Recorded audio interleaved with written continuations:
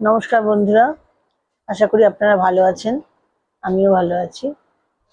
আজ বলবো রেকি সম্বন্ধে অনেক কিছুই বলেছি। আজ বলবো যে আমরা অনেক সময় দেখেছি অনেকের মধ্যে আহ, হয়তো মানুষটা খুব ভালো, ইচ্ছা নেই, তবুও অন্যের ওপর খুব হিংসা বা ঈর্ষা, যে আমার থেকে কেন কারোর ভালো হবে, এরকম ধরনের হিংসা বা ঈর্ষা, এই জিনিসগুলো অনেকের মধ্যেই থাকে এবং এগুলো কি করে আমরা রেকির মাধ্যমে দূর করতে পারি সেইটা নিয়ে আজকে একটু আলোচনা করার চেষ্টা করব। রেকির দৃষ্টিভঙ্গি অনুযায়ী অনেকেই বিশ্বাস করেন যে ঈর্ষা বা হিংসা, রাগ বা নেতিবাচক আবেগ ধীরে ধীরে কমানো যায়। তবে বাস্তবিকভাবে এগুলো মানুষের স্বাভাবিক বা সহজাত আবেগ। তাই শুধু রেকি নয়,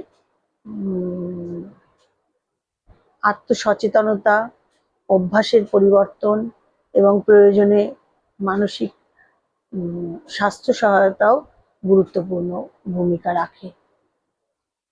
আপনি যদি রেইকির মাধ্যমে এই ধরনের কাজ করতে চান, যা যা হিংসা ও ঈর্ষাকে বন্ধ করে, তাহলে কিছু পদ্ধতি আপনাকে অনুসরণ করতে হতে পারে।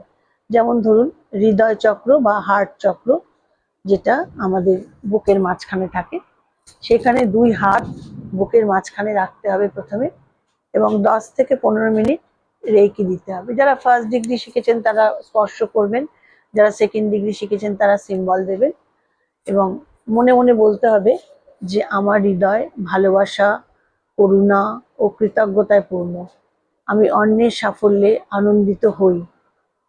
তারপরে আপনার হাত আসবে সোলার প্লেক্সাস বা মণিপুর চক্র, যেটা নাভির একটু ওপরে হাত রাখবেন, এবং এই চক্র আত্মবিশ্বাসের সঙ্গে সম্পর্কিত।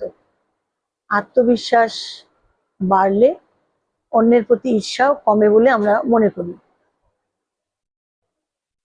ক্ষমা ও মুক্তির অভিপ্রায় রেকি দেওয়ার সময় বলতে হবে, আমি ঈর্ষা ও হিংসা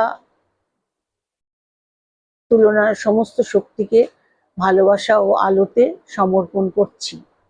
আমি নিজেকে এবং সকলকে আশীর্বাদ করি।